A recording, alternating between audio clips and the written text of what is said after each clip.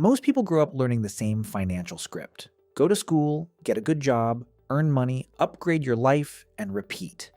That is the middle class game, and it is everywhere. Parents teach it, teachers reinforce it, and society celebrates it. For a long time, it feels like common sense because earning more money and improving your lifestyle sounds like progress. It sounds responsible, and like the natural order of things.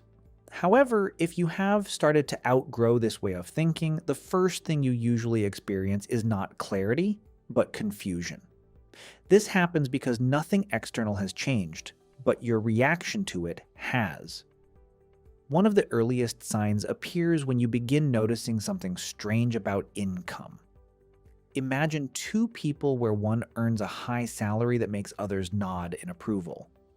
This kind of income looks impressive on paper, yet this person is constantly stressed, always tense about money, and always worried about bills.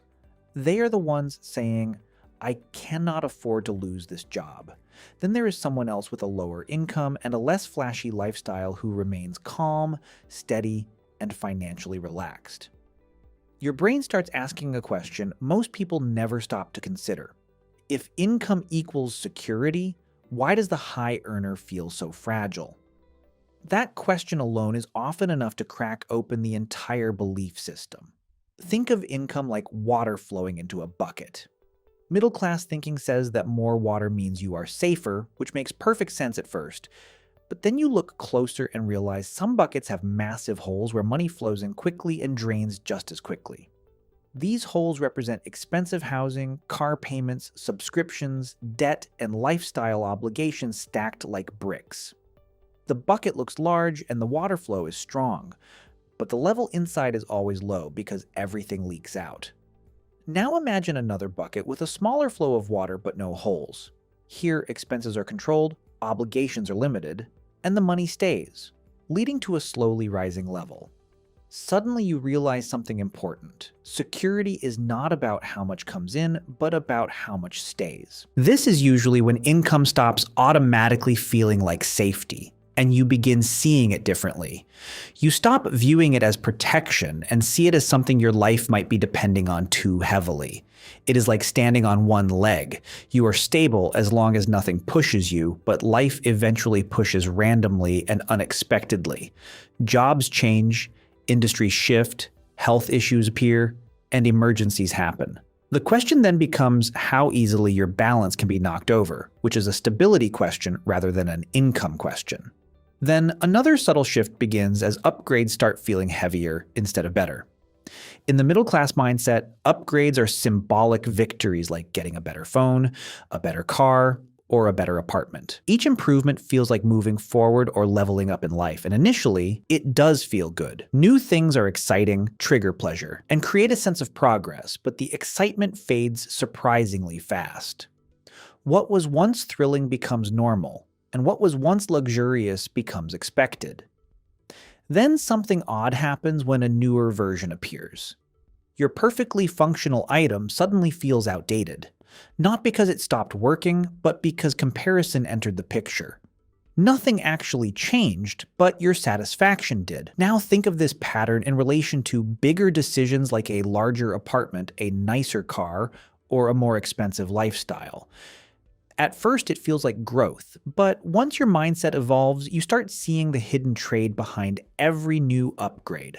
There are higher bills, higher fixed costs, higher pressure, and higher income requirements. It is like adding weight to a backpack where each addition feels manageable, but over time, the load becomes substantial.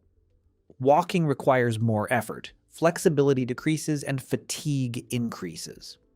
Every lifestyle improvement quietly increases the minimum financial force required to keep your life stable. Your burn rate rises, your margin narrows, and your stress threshold tightens until what once looked like progress now resembles increasing financial stress. Consider a simple story of two friends who receive salary raises. Peter celebrates by upgrading everything, including a better car, a better home, and better gadgets, so his life visibly improves. Friend B, Andrew, does something that looks boring by keeping the same lifestyle with the same car, the same apartment, and the same habits while quietly saving the difference. Fast forward 5 years and Peter looks successful, while Andrew looks ordinary. However, Andrew can stop working for a year without panic, while Peter cannot survive 2 months. Suddenly, the definition of who is actually safer becomes less obvious. Another sign you are outgrowing the middle-class thinking emerges when you become suspicious of what is considered normal. This includes normal debt levels, normal car payments, normal financial stress, and normal anxiety about retirement. When everyone around you operates within the same patterns, those patterns feel rational by default. But normal simply means common. It does not mean optimal. Imagine a classroom where most students fail a test. Failing becomes normal, but normal still is not success. That realization is destabilizing, and you stop asking what everyone is doing to start asking what results those behaviors are producing. That is when conformity loses its persuasive power. Then comes one of the most important changes of all as your definition of wealth shifts. Middle-class wealth often looks visual, consisting of nice cars, nice homes, and very visible upgrades. But when your mindset evolves, wealth becomes less about what people see and more about what you can do. It is about whether you can walk away from a bad job, survive income interruptions, handle emergencies calmly, and make decisions without fear. Wealth starts meaning breathing room, stability, flexibility, and optionality. Breathing room is incredibly powerful because it gives you the ability to say no, the ability to wait, and the ability to absorb shocks without panic. Once you have experienced financial calm, status symbols start losing their grip. There are also habits that quietly hold people back, not because they are irrational, but because they feel logical. One of the most common habits is treating raises like permission to spend more, where earning more leads directly to upgrading your lifestyle. It feels natural and rewarding, but if every raise increases expenses, your stress level often remains exactly where it started. You have more income but the same pressure, which is like running faster on a treadmill that keeps speeding up. As a result, financial progress gets neutralized because your margin never expands. Another limiting habit is confusing comfort with safety. Comfort feels good with its nice surroundings and pleasant conveniences, but comfort without savings is like living in a beautiful house with no emergency exits. Everything feels fine until something goes wrong, and life's most reliable pattern is that things eventually go wrong. True safety comes from buffers rather than aesthetics. There is also an over-reliance on employment certainty because jobs feel stable until they are not. Companies restructure, industries evolve, and roles disappear. If your entire financial stability depends on one income source, your security is rented rather than owned. Real stability comes from diversification, savings, low obligations, and flexibility. Fear-based risk avoidance is another trap because middle-class thinking often treats risk like danger. However, avoiding all risk is itself risky. Not investing is risky, and letting inflation erode savings is risky. Playing it too safe can quietly move you backward, like standing still on an escalator going down. Then there is the habit of measuring progress through purchases, where a new car or house equals success. But financial stability often looks boring because growing reserves do not attract attention and reduced expenses do not impress people. Optionality does not photograph well, which is why many people chase visible success rather than durable success. When you truly outgrow the middle-class mindset, luxury changes meaning and stops meaning more stuff. Luxury becomes having less pressure, less stress, and less financial anxiety.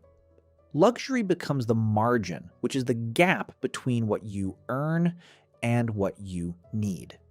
The bigger that gap is, the easier life feels, whereas the smaller that gap is, the tighter everything feels. Eventually, you grasp the deeper truth that financial stability is not primarily about income size, but about structural design. You have to ask how expensive your life is to maintain, how many obligations exist, and how easily disruption can knock things over. This leads to the realization that few people ever articulate where you stop obsessing over earning more and start focusing on needing less. This change does not happen because you lack ambition, but because you understand that being stable is structural rather than cosmetic. There are two financial paths people drift into. Path 1 involves earning more and spending more, which leads to feeling pressure and needing to earn even more. Path 2 involves earning more while keeping your lifestyle stable, which allows you to build a war chest, be calm, and have options. Both feel reasonable at first, but over time, they produce very different lives. Once your thinking shifts, the core question changes forever. You no longer ask how you can look more successful. Instead, you ask how you can make your life harder to destabilize. You look for ways to reduce pressure, increase flexibility, build resilience, and build calm. At some point, something incredibly important clicks. Wealth is not about owning more, but about worrying less. Once that realization settles in deeply and permanently, you are no longer playing the middle-class game. You are playing the stability game, and the rules of that game are entirely different. Well, thank you guys so much for watching. I hope you learned a few things in the video today. Please give this video a like if you have not, and subscribe. With that said, have a great day, and I will see you tomorrow in the next one.